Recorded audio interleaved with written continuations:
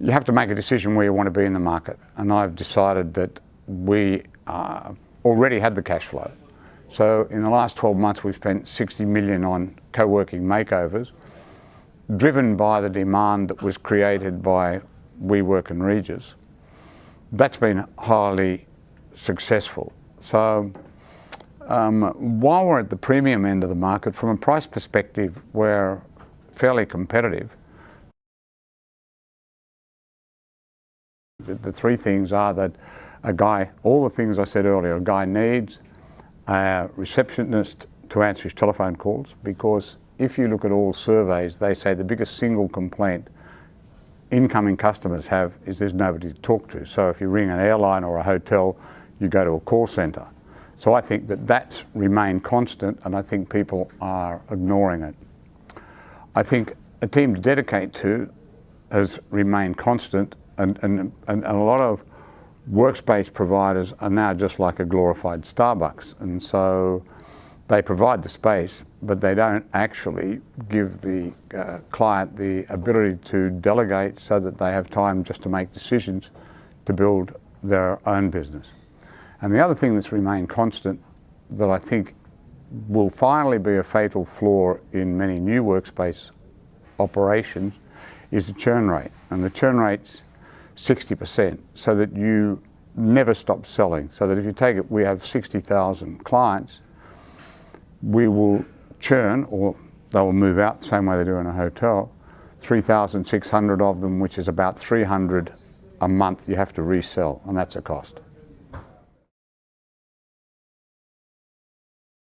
Well, I think the sector was growing at about 10% to 15% compounding per annum, and I think that growth rate's probably at 30 or 40%.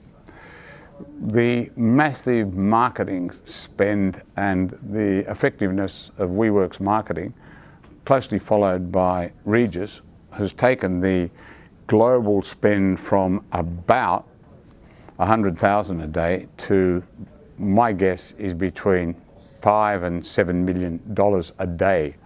That's educated the market, and so the market was always there. The population didn't clearly understand what co-working, hot desk, virtual offices are, whereas they're now educated. So there's a much bigger market that we just want to be part of.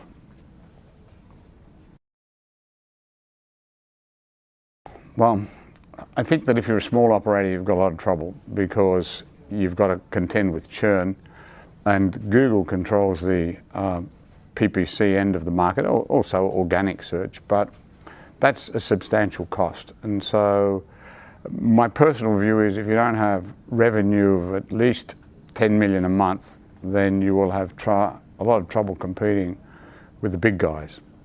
So whether it's consolidation by takeover or consolidation, I just think that they'll fall out of the business, because the landlords will still want their rental income. And currently people are opening based upon projections and raising money that are probably not real. And if they are real, then they're doing something a lot better than we are, and their margins are a lot higher. Now, I think we're reasonably competitive, but there's not a lot of margin right at this moment, because your biggest competitor, WeWork, doesn't make money.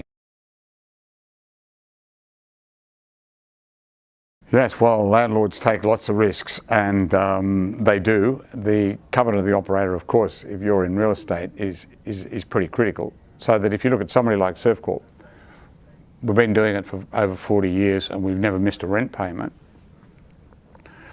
I think that many of these guys will be successful because they're in geographic niches, but unless they get big, then I think unless they've got a covenant, a landlord would be mad to put them in.